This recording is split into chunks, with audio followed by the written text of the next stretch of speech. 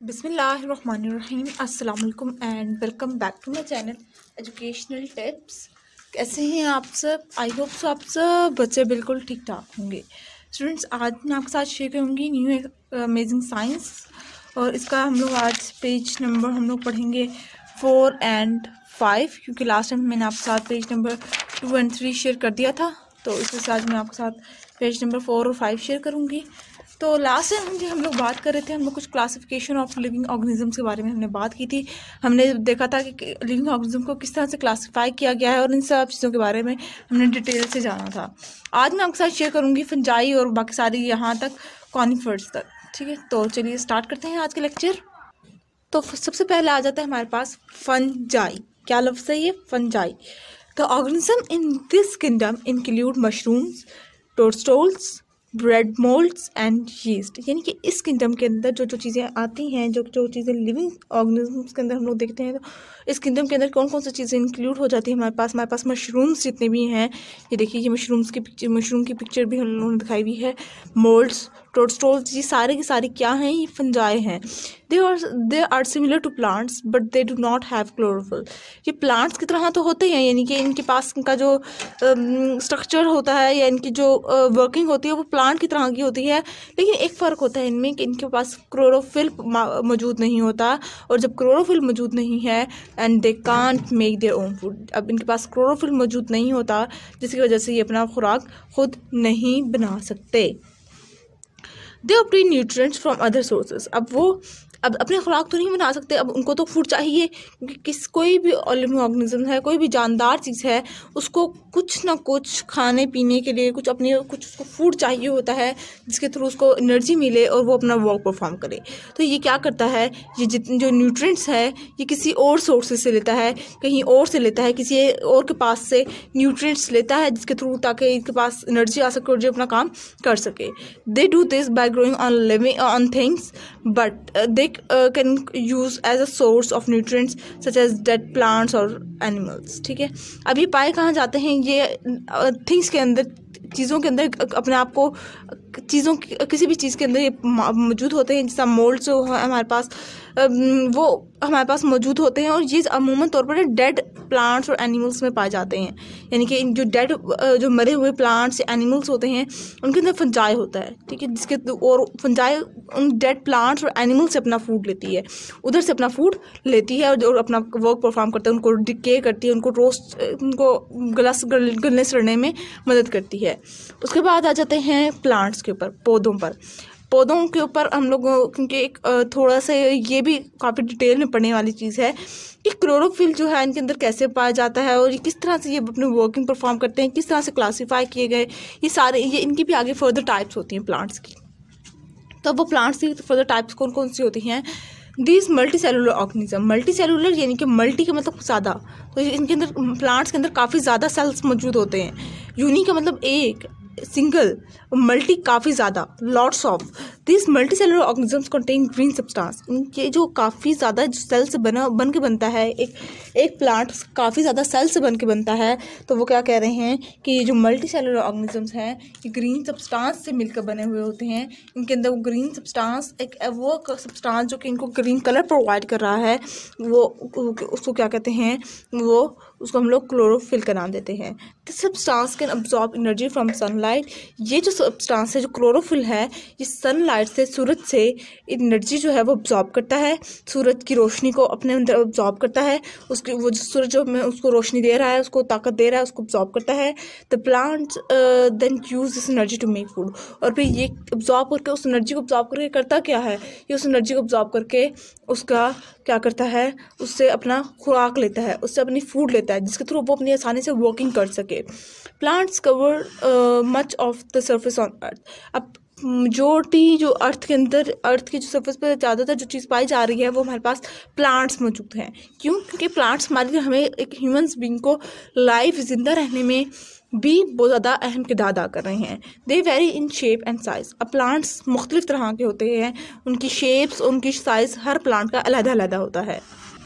Plants include familiar types such as trees, herbs, bushes, grasses, vines, ferns, mosses and conifers. अब ये plants की types बताएगी कि plants के अंदर मुख्तलिफ तरह की टाइप्स आ जाती हैं। हमारे पास ट्रीज आ जाते हैं, हमारे पास जड़ी बूटियाँ, हर्ब्स क्या होता है, जड़ी बूटियाँ, हमारे पास बुशेस आ जाते हैं, हमारे पास ग्रासेस आ जाते हैं, हमारे पास means, ferns, mosses and conifers आ जाते हैं। In order to study plants, अब प्लांट्स को स्टडी करने के लिए साइंटिस्ट ने क्या किया, साइंसदानों ने क्या किया, scientist have divide plants into 2 major groups. Scientist ने प्लांट्स को 2 बुनियादी ग्रुप्स में डिवाइड कर दिया।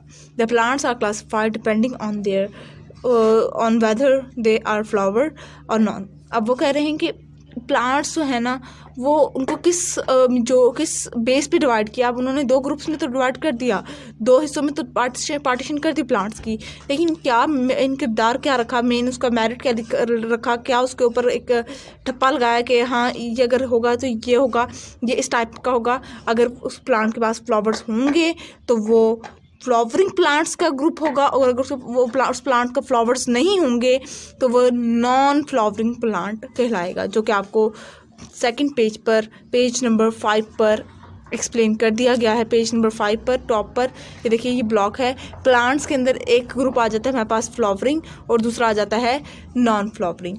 तो नॉन फ्लावरिंग के अंदर कौन कौन से आ जाता है, जिनके ऐसे प्लांट्स जो कि जिनके पास फ्लावर्स नहीं होते, जो कि फ्लावर्स नहीं प्रोड्यूस करते, डायरेक्ट सिर्फ उनकी ग्रासेस होती हैं, उनके पत्ते होते हैं, बस उनके फ्लावर्स नहीं होते। उनके अंदर हमारे पास मोसेस आ जाते हैं, हमारे पास फर्न्स आ जाते हैं, हमारे पास कॉनिफर्स आ जाते हैं। उसके बाद आ जाते हैं, जब फ्लावरिंग प्लांट्स की बात की जाए तो फ्लावरिंग प्लांट्स में 2 ग्रुप्स में डिवाइड कर दिया गया। एक होता है मोनोकोटिलिडन्स और डायकोटिलिडन्स। कौन कौन से? मोनोकोटिलिडन्स और डायकोटिलिडन्स। अब सबसे पहले वो उन्होंने एक्सप्लेन किया मोसेस को, कि मोसेस क्या है। इसमें सिर्फ मैं आज के लेक्चर में आपके साथ नॉन फ्लावरिंग का डिस्कस करूंगी, नेक्स्ट उसमें आपके साथ फ्लावरिंग का डिस्कस कर दूंगी। तो उन्होंने सबसे पहले बात की है मोसेस की। अब मोसेस क्या है? Mosses are small plants which need damp places to live. Mosses एक छोटे छोटे ऐसे प्लांट्स होते हैं जिनको काफ़ी गहरी जगह चाहिए होती है, डैम्प काफ़ी निचली सतह चाहिए होती है, ताकि वो जिंदा रह सकें, वो अपने आप को इस दुनिया में सर्वाइव कर सकें। They do not have a transport system for water. अब मोसेस के पास ना पानी अपने अंदर अब्जॉर्ब करने का वो वाला सिस्टम नहीं है कि जिसके थ्रू पानी अब्जॉर्ब करके पूरे अपने बाकी पार्ट में प्लांट के पहुंचा सके, ट्रांसपोर्ट कर सके। They produce by making spores. इस वजह से वो क्या करते हैं, वो स्पोर्स प्रोड्यूस करते हैं, स्पोर्स, ठीक है। लीव्स के अंदर छोटे छोटे सुराख होते हैं जो कि माइक्रोस्कोप से ही नज़र आ सकते हैं, वो स्पोर्स प्रोड्यूस करते हैं। दे do not make seed.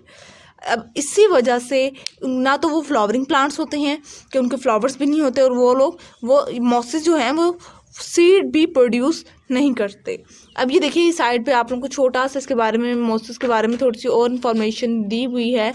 Moses do not have true leaves and stems। अब इनके पास लीव्स और स्टेम भी सही तरह से मौजूद नहीं होते। ये देखिए, ये इस तरह के होते हैं मोसेस, ठीक है। अब नेक्स्ट आ जाते हैं हम लोग, नेक्स्ट आ जाता है हमारे पास ferns. Ferns are bigger plants than mosses. Ferns comparatively to mosses थोड़े से बड़े प्लांट्स होते हैं। मोसेस थोड़े से छोटे होते हैं, फर्न्स थोड़े से बड़े होते हैं। They have stem, leaves and root and transport system for water.